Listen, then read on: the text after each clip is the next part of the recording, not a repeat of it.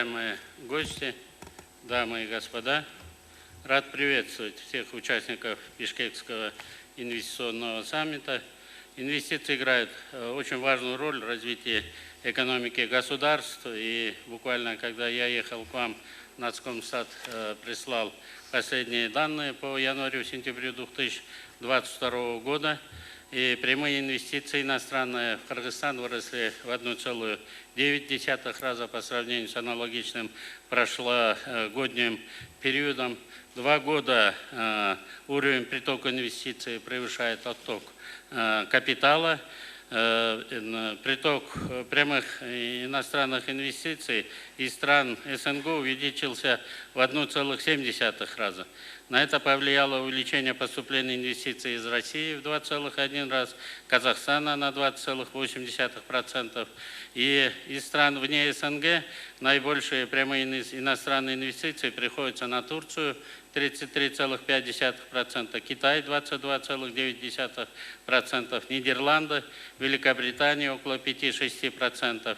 И в 2 раза увеличились наши инвестиции из более далеких стран, например, из Японии в 13 раз, в Турцию в 4 раза, из Швейцарии в 2,6 раза, Кипр 2,1 раза. И из Китая возобновились притоки инвестиций, практически в сравнении с прошлым годом она выросла на 1,6 раза. Вот такие хорошие новости для нашего правительства, для участников инвестиционного саммита.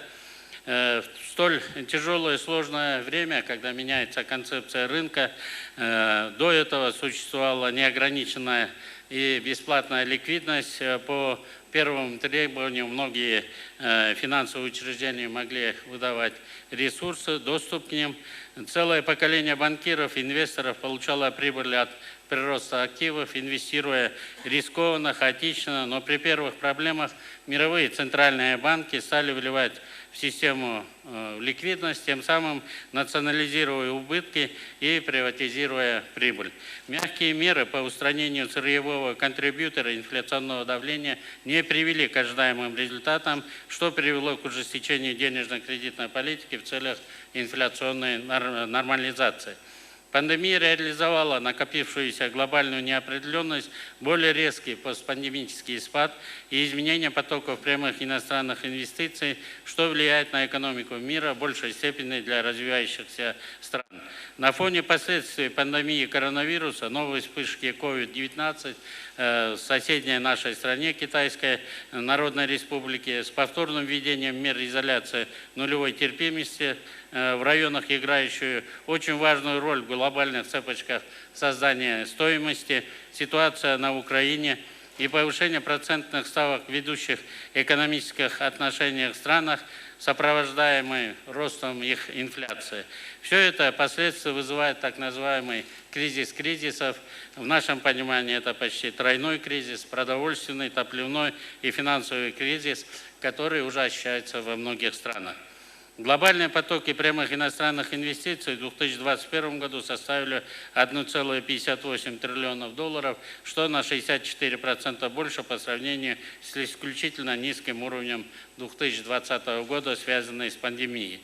Более 60% инвестиций вложено в развитых странах, где 85% проектов финансируется исключительно из частных источников, когда в развивающихся странах требуется иная форма участия государственного сектора. Приток прямых иностранных инвестиций в развивающие страны рос медленнее, чем при их приток в развитые государства, но все же увеличился на 30% и дошел до отметки 837 миллиардов долларов.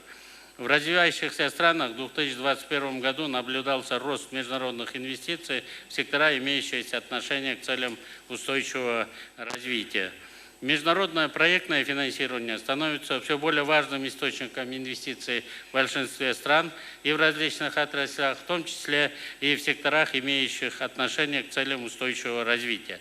Основной объем проектного финансирования по-прежнему приходится на добывающиеся отрасли наименее развитых странах.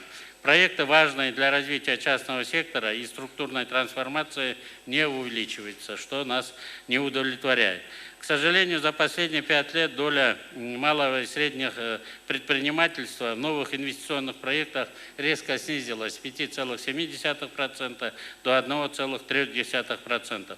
Устойчивое развитие экономики каждой страны зависит от множества факторов, но важнейшим среди которых, если согласитесь со мной, является развитие малого и среднего предпринимательства, экспортоориентированность ее выпускаемой продукции. Как известно, деятельность малого и среднего бизнеса всегда ориентирована на потребителя и всегда устремляется туда, где возникает спрос. За счет своей мобильности, гибкости, инновационного подхода малые и средние предприятия способны быстро приспособиться к различным изменениям, оперативно осуществлять производство новой продукции. Поэтому мы должны дальше активно поддерживать, инвестировать и укреплять деятельность малого и среднего бизнеса, усилить взаимную промышленную кооперацию с целью освоения новых совершенных технологий. Необходимо достичь роста производительности труда, роста объемов, сложности экспорта, освоения новых производств продукции, более высокого передела с необходимым уровнем государственной поддержки для реализации высокотехнологических капиталоемких проектов, где есть недостаток частного капитала. Для этого Кабинет министров Кыргызстана уже принял все необходимые нормативно-правовые документы, и Министерство финансов уже подставляет свое плечо, готовы выдавать на эти проекты свои гарантии, а также участвовать через созданные вновь новые структуры. Это АО «Кыргызиндустрия», Фонд развития туризма и ряд других инструментов и механизмов поддержки малого и среднего бизнеса, в том числе и участию капитала, с тем, чтобы этот бизнес встал на ноги. Меры национальной инвестиционной политики, принятые в последние десятилетия, свидетельствуют о широком использовании налоговых льгот для инвестиций во всех странах. Конкуренция за международные инвестиции за счет снижения налоговых ставок проявилась как фактор спада, который произошел во всех независимых от размера стран. Ставка налога на прибыль корпораций во всем мире, которая в 1980 году составляла в среднем почти 40%, за последние 3 десятилетия постепенно снизилась примерно до 20% в 2021 году. В Кыргызстане налог на прибыль последние 10 лет – это 10%, подоходный налог 10% и НДС всего 12%. Никаких ограничений по ввозу и вывозу валюты и золота не имеется. Также я хотел бы показать вам пример перепроизводства в сельском хозяйстве. В мире производится в 1,5 раза больше продукции, чем можно было бы потребить. В среднем треть пищевых товаров попадает в отходы, либо попросту теряется. И даже в Африке более 20% идет на выброс. А доля голодающих людей при этом находится на самом низком уровне за всю историю планеты. Это около 10% по данным ООН. Поэтому переработка и хранение сельскохозяйственной продукции является одним из главных приоритетов нашего Кабинета министров. Убежден, что сегодня саммит является площадкой, где будут заложены новые инициативы для реализации крупных инфраструктурных и иных экономических проектов. Продвинется сотрудничество в сфере цифровизации, новых технологий и других сферах при сбалансированном доступе как к внешним иностранным инвестициям, так и внутренним инвестициям в Кыргызстане, а также поддержке Кабинета министров. В настоящее время Кыргызская республика является участником двухсторонних соглашений о взаимной поддержке, поощрении и защите инвестиций с более чем 20 странами. 32 странами эти соглашения подготовлены, подписаны. Я думаю, в ближайшее время пройдут ратификации в нашем парламенте. На полях евразийского пространства существует необходимость создания фонда прямых инвестиций как объединяющая система совместных инвестиционных платформ и фондов прямых инвестиций. Кыргызская республика инициировала создание такого фонда. Над этим мы сейчас работаем. Уважаемые коллеги, инновации и спрос на технологии остаются самыми высокими. Показатели на эти расходы в среднем выше, чем по всем другим отраслям. Динамика акций технологических компаний за последние 10 лет подтверждает это. Они стабильно входят в топ-3 секторов, которые обгоняют другие рынки. Мы готовы обсудить и реализовывать инициативы и инвестиционные проекты сторонами на взаимовыгодных условиях.